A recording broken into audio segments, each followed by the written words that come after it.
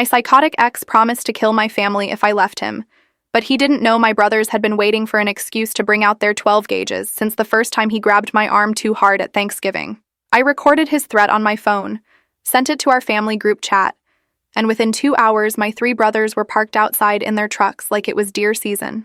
When he came home from work and saw them sitting in lawn chairs on the front porch, shotguns across their laps, he actually tripped running back to his car. I'm Callan, 28 years old, and for 2 years I lived in a nightmare disguised as a relationship. The man I thought I loved turned into my captor, and the moment I finally decided to escape, he made the mistake of threatening the one thing that would guarantee his complete destruction, my family. Standing in our kitchen that Tuesday afternoon, phone hidden in my pocket with the record button active, I listened to Luke deliver what he thought was his winning ultimatum. His face was inches from mine, that vein in his temple throbbing the way it always did before things got violent. You think you can just walk away from me? His breath was hot against my face, reeking of the energy drinks he consumed constantly. You think I'll let you embarrass me like that? I'll kill every single one of them, Callan.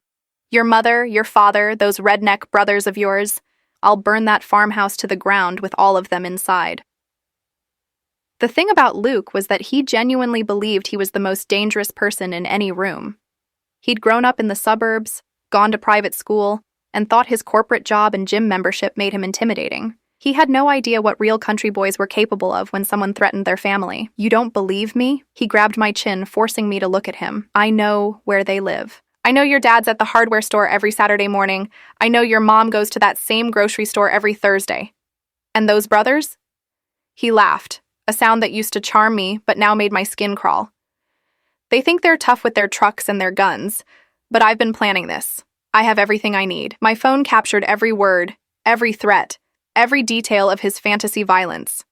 When he finally released me and stormed off to the garage, I stood there shaking. Not from fear of him, but from the absolute certainty that he'd just sealed his fate. I met Luke 3 years ago at a charity fundraiser in the city. I'd been working as a veterinary technician and was only at the event because my friend insisted. He seemed perfect at first. Charming, successful, attentive. He worked in pharmaceutical sales, drove a nice car, and knew how to say all the right things. The red flags started small. He didn't like when I wore certain outfits. He wanted to know where I was at all times. He got jealous when I talked to male colleagues. I explained it away, told myself he was just protective, that his previous girlfriend had cheated on him and he had trust issues. My family saw through him immediately. At that first Thanksgiving, when he grabbed my arm too hard while playfully pulling me away from a conversation with my cousin, my oldest brother Sawyer caught it. I saw the look that passed between Sawyer, Bennett, and Cole, my 3 brothers who'd spent their lives hunting, fishing, and generally being the kind of men you didn't mess with. That boy's got a problem, my father said to me later in the kitchen. You see how he looks at you? That's not love, honey. That's ownership. But I was already in too deep. Luke had systematically isolated me from my friends, convinced me to move into his condo in the city, away from my family's farm. He controlled my money, my phone, my every movement. The verbal abuse escalated to shoving, then to actual hits, but he was always careful, always places no one could see. The breaking point came 3 days before the threat. I'd made the mistake of mentioning that I missed my family, that I wanted to visit the farm for the weekend. His response was to throw my phone across the room, shattering it against the wall, then corner me in the bedroom for 6 hours, lecturing me about loyalty and respect and how ungrateful I was. That night, while he slept, I used his laptop to order a new phone, having it delivered to a nearby convenience store. I'd been planning my escape, saving small amounts of cash whenever I could, memorizing the locations of domestic violence shelters.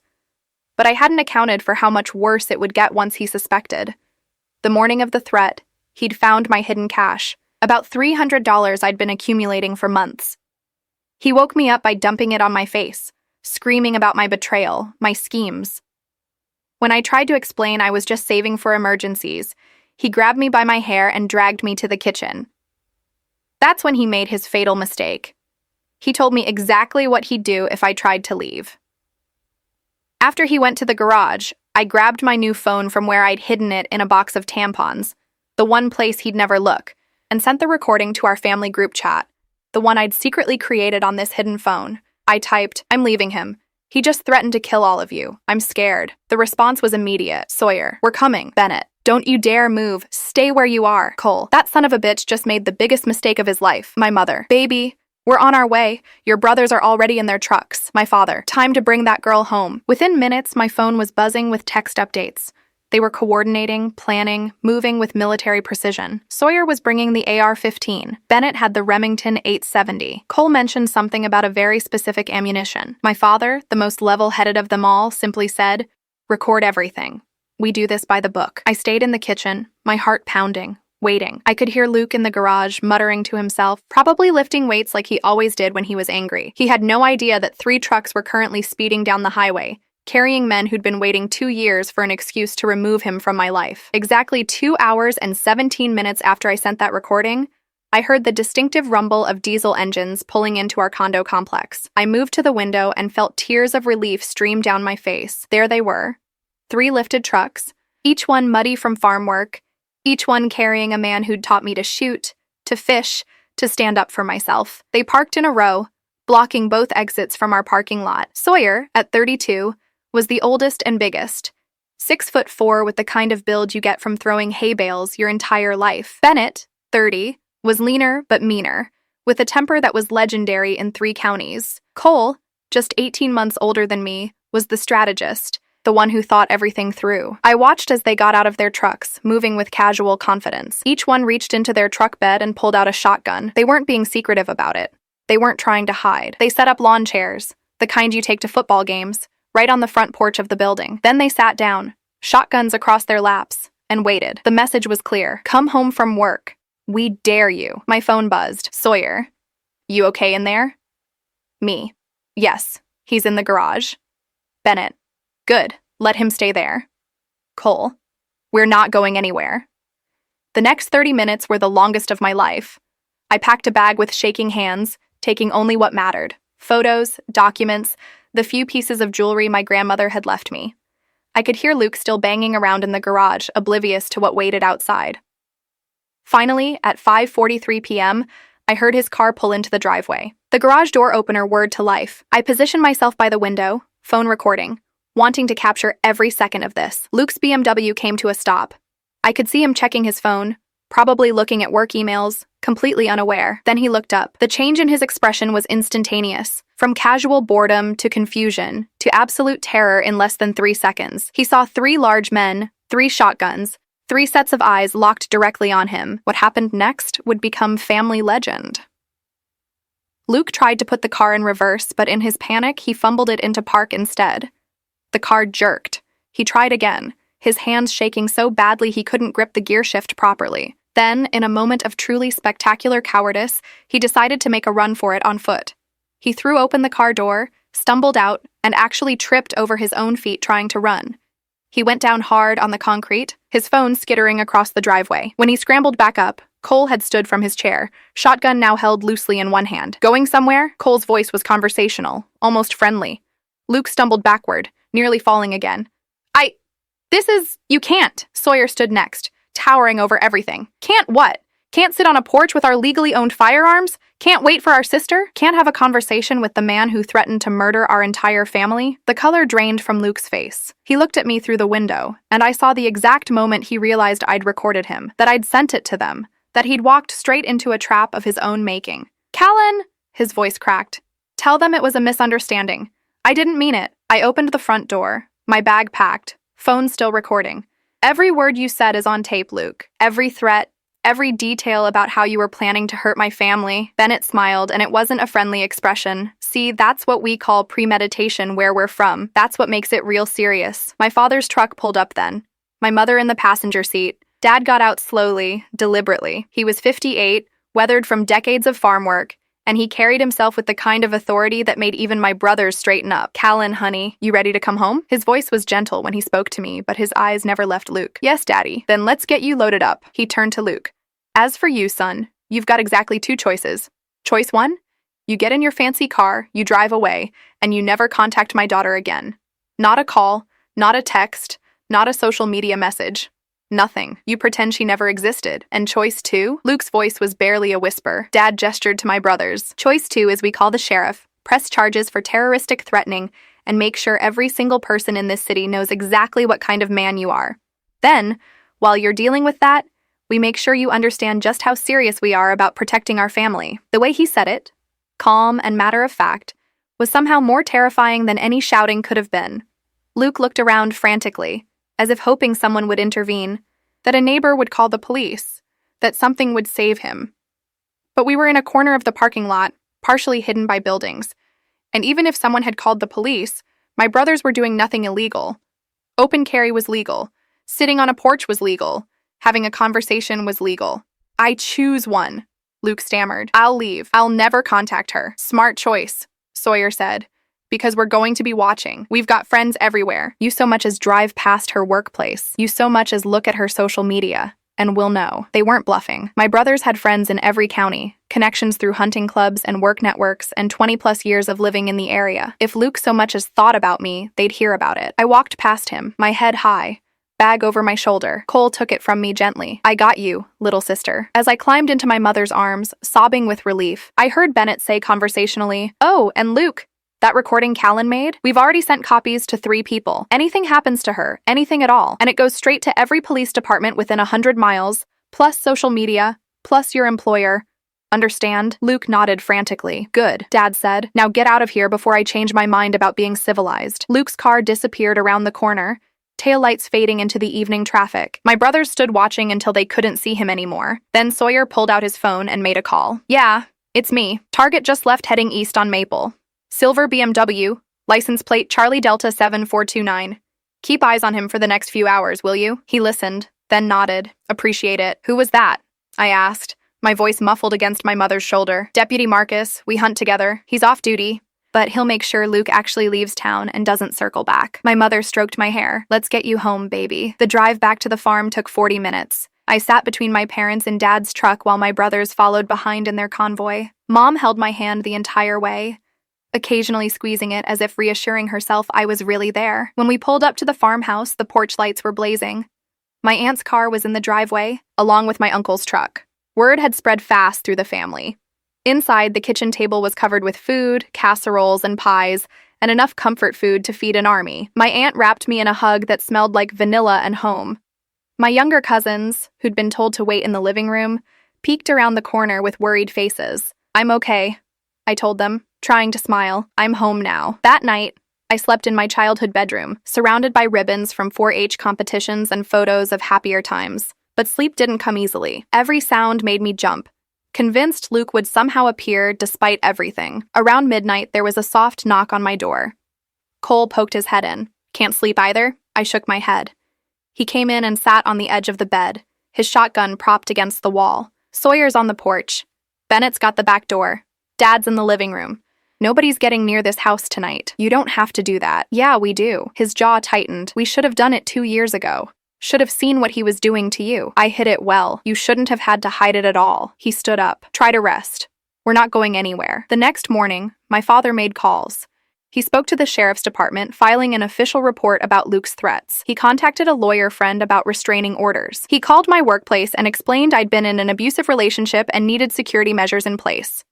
By noon, copies of Luke's recorded threats had been sent to 5 different people with instructions to release them if anything happened to me. My brothers had also sent it to Luke's employer, his parents, and his landlord. Scorched earth, Sawyer explained over lunch. He wanted to threaten our family. Now everyone in his life knows exactly what he is. My phone buzzed constantly. Messages from Luke's number, then from unknown numbers when I blocked him, each one more desperate than the last. Please, we can talk about this. You're ruining my life over a misunderstanding. I lost my job because of you. My parents won't speak to me. You vindictive bitch, I hope you're happy. I showed each message to my brothers. They documented everything, building a file that grew thicker by the hour. 3 days after I left, Luke tried one more time. He showed up at the farm at 2 a.m, drunk and screaming my name from the road. He didn't even make it to the driveway before motion sensors triggered floodlights, and 3 brothers emerged from the house, armed and ready. This time, they did call the sheriff. Luke was arrested for trespassing, public intoxication, and violating the restraining order I'd filed the day before. His mugshot showed a man who barely resembled the polished professional I'd met 3 years ago. His parents bailed him out, but the damage was done. His fancy condo? The landlord had terminated his lease after hearing the recording. His job? Gone, with his former employer confirming he'd been terminated for Conduct unbecoming. His reputation destroyed across social media where screenshots of his threats had spread like wildfire. Within 2 weeks, Luke had lost everything that mattered to him, and my family made sure he knew we were still watching. A month after leaving Luke, I started rebuilding. My old boss at the veterinary clinic welcomed me back immediately, even offering flexible hours while I recovered. My parents insisted I stay at the farmhouse as long as needed. But I knew I had to eventually stand on my own feet again. The therapy sessions were harder than I expected. Dr. Chen, recommended by the Domestic Violence Center, helped me understand how systematically Luke had broken me down. The isolation, the financial control, the gradual escalation of violence, it all followed a textbook pattern. "You're not weak for staying," she told me during one session. He was strategic. These men always are. My brothers took turns driving me to appointments, to work, anywhere I needed to go. It should have felt suffocating, but instead it felt safe. They were giving me time to heal, to remember how to exist without fear. Luke's attempts to contact me continued sporadically, each message more unhinged than the last. His new number would appear, blocked within minutes. He tried emailing, messaging through fake social media accounts, even sending a letter to the farm that my father burned without letting me read it. "He can't accept that he lost," Bennett observed. "Guys like him never do." Then came the escalation we'd been expecting. 6 weeks after I left, my supervisor called me into her office. Her face was serious. "Callan, the police called. They found Luke sitting in his car outside the clinic this morning. He's been watching you." My blood ran cold. "They arrested him for stalking and violating the restraining order," but she hesitated. "They found things in his car. A knife, zip ties, duct tape." The implication hung heavy in the air. He hadn't been planning just to talk. That night, my brothers held a family meeting. Sawyer's expression was grim as he laid out photos the deputy had shared with us. Luke's car, photographed by police, showed a level of preparation that went beyond impulse. "He's escalating," Dad said quietly. "The restraining order isn't enough anymore. So what do we do?" I asked, hating how small my voice sounded. Cole leaned forward. "We make him more afraid of us than he is obsessed with you." Over the next week, my family executed a plan that was both brilliant and terrifying. They didn't break any laws, they were too smart for that, but they made their presence known in ways that couldn't be ignored. Luke was out on bail again, his parents having hired an expensive lawyer. He'd moved back to his parents' suburban home, thinking he was safe there. He wasn't. My brothers didn't threaten him. They didn't need to. They simply appeared. When Luke went to the grocery store, Sawyer happened to be in the parking lot sitting in his truck. When Luke tried going to a bar, Bennett was already there, playing pool. When Luke went for a run, Cole was jogging the same path. They never spoke to him. Never approached, just watched. Luke's social media, what remained of it, showed increasing paranoia, being followed. Someone's always there. Can't they leave me alone? My uncle, who owned a security company, installed cameras around Luke's parents' house, legally positioned on public property. Every movement Luke made was documented. "Let him feel what you felt," Mom said softly. "Let him understand what it's like to never feel safe." The psychological warfare worked better than any restraining order could have. Within 3 weeks, Luke was visibly deteriorating. His parents, embarrassed by the whole situation and tired of the constant police visits, issued him an ultimatum: get help or get out. He chose to leave. According to Deputy Marcus, who was still keeping tabs, Luke moved 4 states away to live with a cousin, desperate to escape the watchful eyes of my family. But my brothers weren't done. They had contacts everywhere, people who owed them favors, hunting buddies scattered across the country. Within days, they knew where Luke was living, where he was working, who he was associating with, and they made sure he knew they knew. A simple text from an unknown number: "We know where you are." Nothing threatening, nothing that could be used against them legally. Just a reminder that distance meant nothing. Luke's response came through his lawyer, a formal request to be left alone, citing harassment. My family's lawyer responded with a folder 3 inches thick, every piece of evidence of Luke's stalking, threatening, and violent behavior. The request was withdrawn. 3 months after I'd escaped, I stood in a courtroom for Luke's sentencing hearing on the stalking and restraining order violations. The prosecution had built an airtight case. The recorded threats, the items found in his car, witness testimony from the clinic staff who'd seen him lurking. Luke looked nothing like the man who'd once controlled my life. His expensive suit hung loose on a frame that had lost significant weight.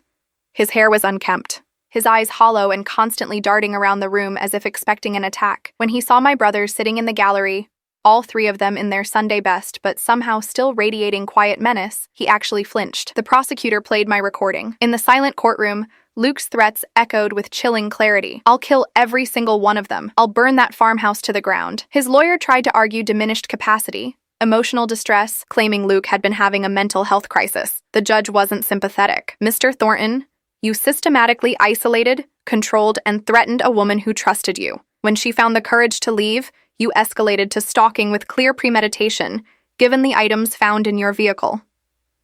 The judge looked at him with open disgust. "This court sentences you to 3 years in state prison, followed by 5 years of supervised probation with a permanent restraining order." Luke's face crumpled. His mother sobbed in the gallery.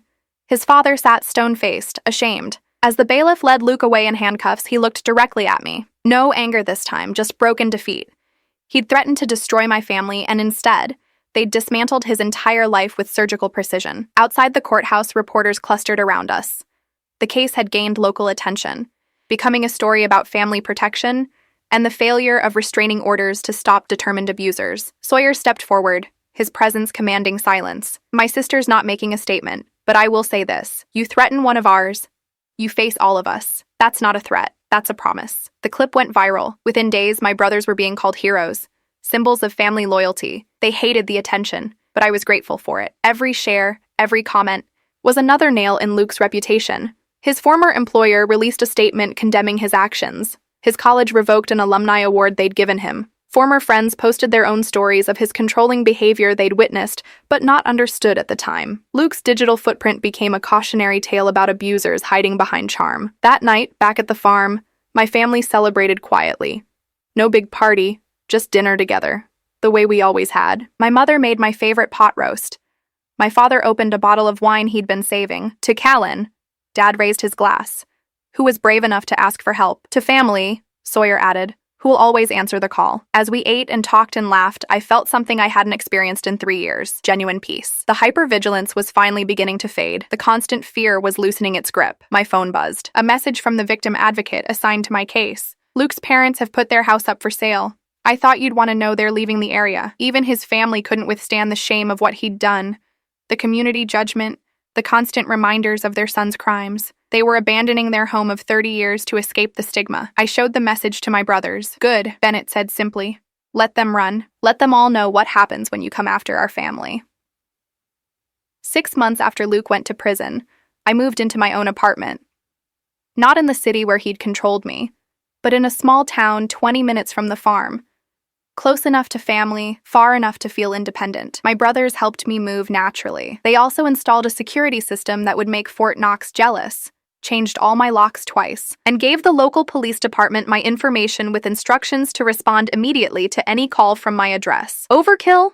I asked Sawyer as he installed the third deadbolt. "No such thing when it comes to your safety." Work at the clinic was going well. Dr. Martinez had promoted me to senior technician, and I'd started taking online courses toward my veterinary degree. The career I'd put on hold for Luke was finally moving forward. I also started volunteering at the domestic violence shelter, sharing my story with other women trapped in similar situations. The first time I spoke publicly, my hands shook and my voice cracked, but I pushed through. My ex thought he could control me through fear. I told a room of survivors. He thought threatening my family would keep me trapped. Instead, it gave them the ammunition they needed to destroy him completely. That's the thing about abusers. They're so focused on controlling you that they forget other people are watching, documenting, waiting. After the session, a young woman approached me. She was barely 20, with bruises she'd tried to cover with makeup. "My boyfriend says if I leave, he'll kill my little brother. He knows where my family lives." I took her hand. "Record him saying it. Document everything. Then let your family decide how to handle him. The men who love you don't become less dangerous when threatened. They become more protective." She left with my number, with resources, with hope. 3 weeks later, she called. "I did what you said. My dad and my uncles had a conversation with him. He's moving to another state." The pattern repeated itself. Woman after woman finding courage to escape, using the blueprint my family had created. Document, expose, let family support systems activate, make abusers face consequences. News of Luke's prison experience filtered back through Deputy Marcus, who kept tabs through corrections contacts. Luke was not doing well. His fellow inmates had learned why he was there, recorded threats against a woman, and her family didn't earn respect in prison. He'd been moved to protective custody twice after altercations. He thought he was dangerous, Marcus told me over coffee. Turns out actually dangerous men don't appreciate pretenders. His parole hearing was coming up in 2 years. I'd already prepared my victim impact statement, and so had my brothers. There would be no early release if we had anything to say about it. Meanwhile, my life continued improving in ways I hadn't imagined possible during those dark years. I started dating again. Cautiously. A teacher from the local high school asked me to dinner, and I said yes. My brothers ran a background check before the first date, naturally. But Tyler passed with flying colors. He understood about my past. Never pushed. Always respected my boundaries. When he met my brothers for the first time, he didn't try to act tough or competitive. He simply said, "I'm grateful she has people who protected her. I hope I can be worthy of her trust." Sawyer shook his hand. "Just keep being decent. That's all we ask." A year after leaving Luke, I received notification that his parents had filed bankruptcy. The legal fees, the house sale that fell through due to the stigma, the loss of their social standing, it had destroyed them financially. They'd started the process of legally disowning Luke, cutting all ties to distance themselves from his crimes. Even his family had abandoned him, the ultimate confirmation that his actions had cost him everything. I framed the notification, not out of cruelty, but as a reminder. Abusers don't just hurt their victims.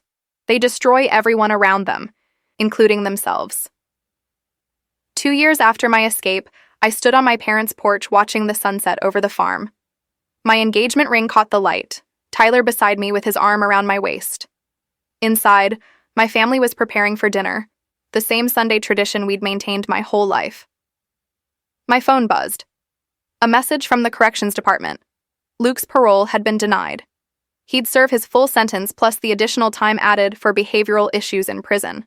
3 more years before he'd even be considered for release. I deleted the notification without showing anyone.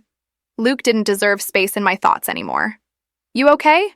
Tyler asked, noticing my brief distraction. "Perfect," I replied, meaning it.